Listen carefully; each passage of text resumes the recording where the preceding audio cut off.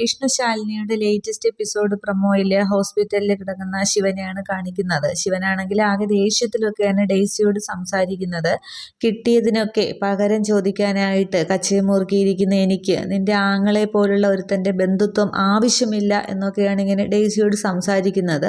അതൊക്കെ കേട്ട് ഡെയ്സി ആണെങ്കിൽ ഇങ്ങനെ ആകെ വിഷമത്തിലും ഇരിക്കുകയാണ്. പക്ഷേ ശിവന് തൻ്റെ രോഗം എന്താണെന്നോ അവസ്ഥ എന്താണെന്നോ ഒന്നും അങ്ങോട്ട് മനസ്സിലാക്കാനായിട്ട് കഴിയുന്നില്ല. ഡോക്ടർമാരൊന്നും ശിവനോട് പറഞ്ഞിട്ടുമില്ല, മഹേന്ദ്രനോട് മാത്രമേ പറഞ്ഞിട്ടുള്ളൂ.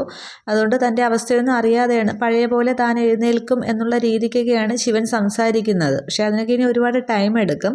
അതൊക്കെ പിന്നീട് കാണിക്കും. അതിനുശേഷം കാണിക്കുന്നത് സത്യഭാമയുടെ വീടാണ്. അവിടെ ശാലിനിയുണ്ട്, ഭാമയുണ്ട്, കിടപ്പിലൊന്നുമല്ല, ഭാമ എഴുന്നേറ്റിട്ടൊക്കെ ഉണ്ട്. അന്നേരം ഹാളിലാണ് നിൽക്കുന്നത്, ശാലിനിയുണ്ട്. പക്ഷേ അവിടേക്കൊരു സ്ത്രീ വരുന്നത് കാണിക്കുന്നുണ്ട്. അതിനി ആരാണെന്നുള്ളത് അവിടെ പറയുന്നില്ല. അന്നേരം അവർ ഭാമയോട് സംസാരിക്കുകയാണ്. അന്നേരം ശാലിനി വരുമ്പോൾ ഭാമ പറയുന്നുണ്ട് വിഷ്ണുവിൻ്റെ ഭാര്യയാണിത് എന്നിങ്ങനെ ശാലിനിയെ പരിചയപ്പെടുത്തുകയാണ്.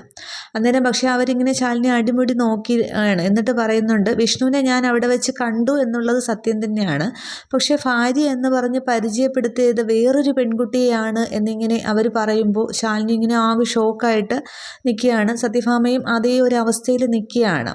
അന്നേരം ഇവരെന്തൊക്കെയാണ് വിഷ്ണുവിനെ കുറിച്ച് പറഞ്ഞു കൂട്ടുന്നതെന്നൊക്കെ ചിന്തിച്ചിങ്ങനെ നിൽക്കുകയാണ്. അതിനുശേഷം സത്യഭാമയോട് പതിയെ ഇവർ പറയുന്നുണ്ട് പിന്നെ നമ്മുടെ വിഷ്ണുവിനെ ഒന്ന് ശ്രദ്ധിക്കണം, അല്ലെങ്കിൽ സത്യാമ്മയ്ക്ക് നാട് മുഴുവൻ മരുമക്കളെ കാണേണ്ടി വരും എന്നിങ്ങനെ പറയുകയാണ്.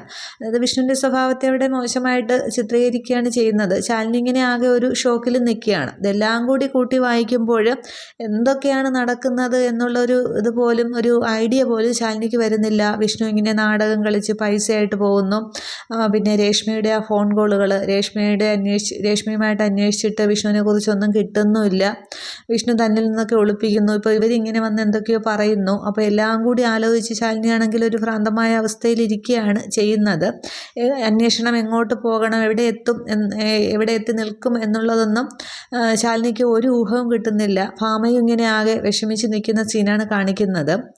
അതിനുശേഷം ഇനി ഒരു പുതിയൊരു കഥാപാത്രത്തെ കാണിക്കുന്നുണ്ട്. ഷാനവാസിനെയാണ് കാണിക്കുന്നത്.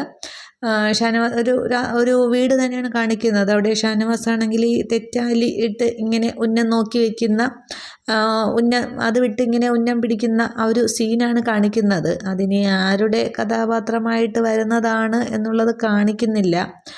ഇനി വിഷ്ണു തിരികെ വരുമോ അതോ വിഷ്ണുവിനൊരു ഗ്യാപ്പ് കൊടുക്കുകയാണോ, ഇതിനി പുതിയ കഥാപാത്രമാണോ എന്നുള്ളത് കാണിക്കുന്നില്ല. ഡയലോഗും കാര്യങ്ങളൊന്നുമില്ല, ആളിനെ മാത്രമേ കാണിക്കുന്നുള്ളൂ.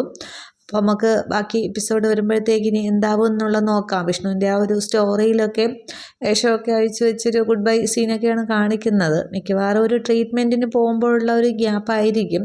വിഷ്ണു തിരിച്ചു വരാതെ ഈ കഥ എന്തായാലും പോവില്ല. എങ്ങനെയാണെന്നുള്ളത് നമുക്ക് ബാക്കി എപ്പിസോഡ് വരുമ്പോഴത്തേക്കും നോക്കാം. Okay, thank you.